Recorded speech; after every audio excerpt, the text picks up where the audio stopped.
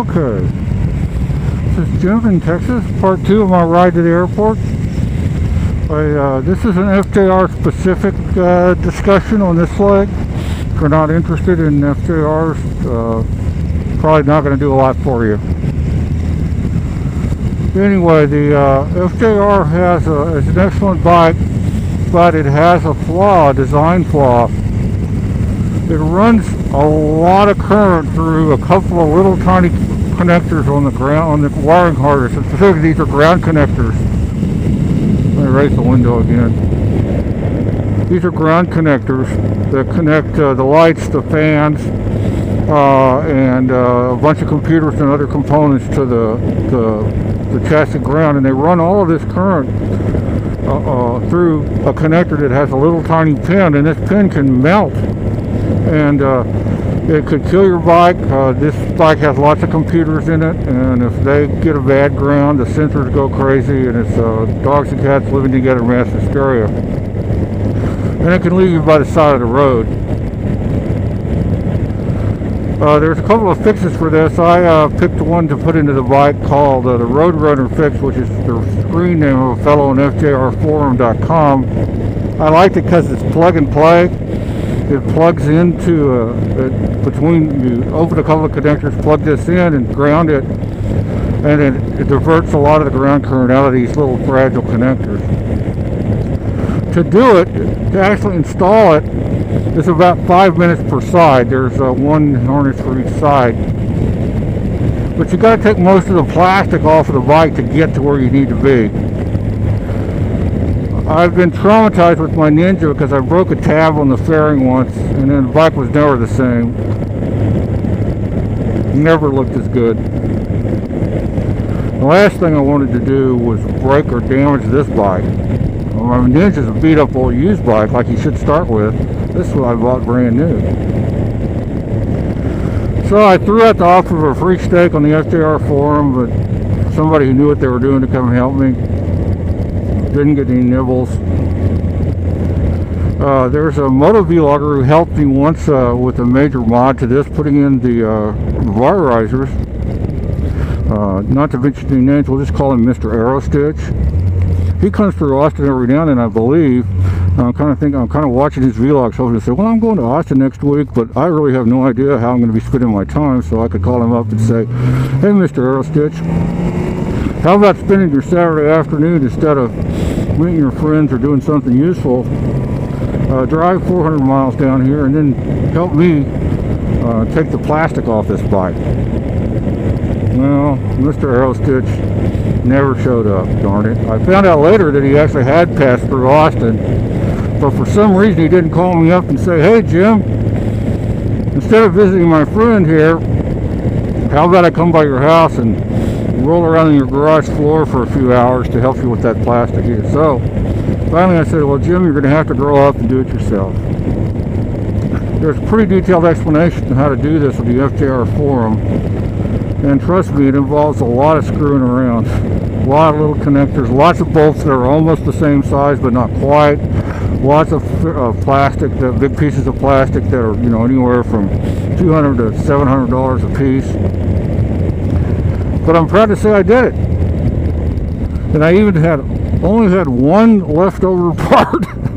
I had a little thin, transparent washer that is used on some of the screws that hold the bodywork in. I wound up with an extra one, but considering all the little plastic rivets and nuts and bolts and stuff, I felt pretty good about that.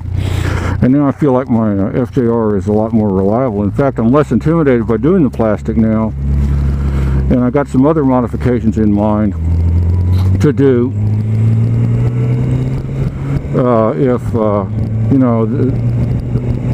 that would also require taking the plastic off. It also requires taking most of the plastic off to change the light bulb on this computer, on this motorcycle. Believe it or not. Okay, well that's the story. So I'm real proud of myself. For those of you who have an FJR, understand what I mean about the plastic. Those of you who don't, you're probably not watching anymore anyway. Okay, this is the airport. Austin Bergstrom Airport. That's the National Guard hangar there. There's a big National Guard outfit here. This is, of course, the headquarters of the Texas National Guard is at Camp Mayberry in central Austin. And this is their air base, I guess you'd say. Mostly helicopters, but some fixed-wing airplanes there.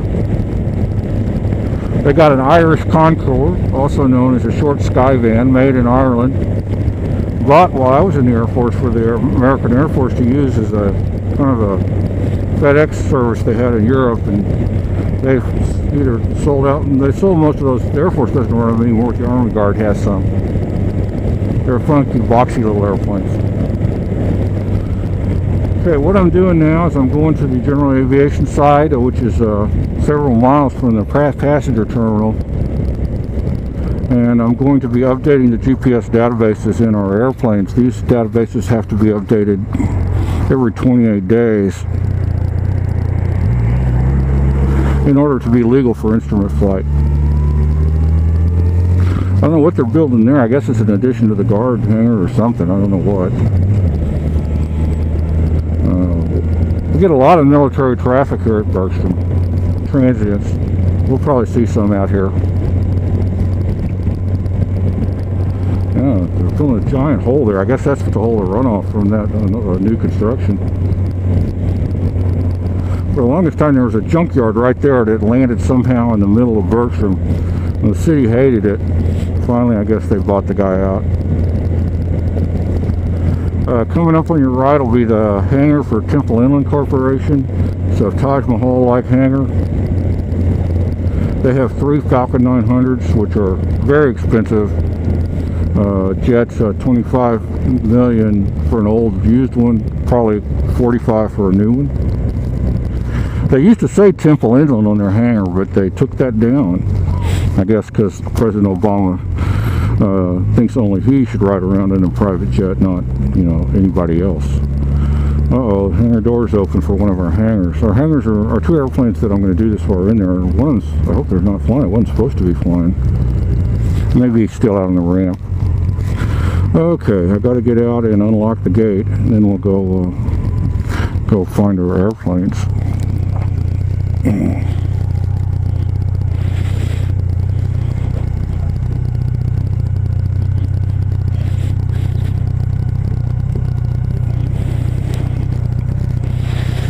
There we go.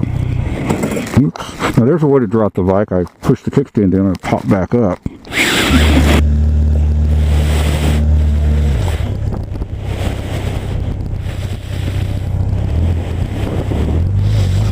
That's a nice airplane there. That unfortunately isn't our airplane. Huh. Okay, oh, it's there. Good. I saw this hangar door open. And I thought, well, wait a second, which one is that?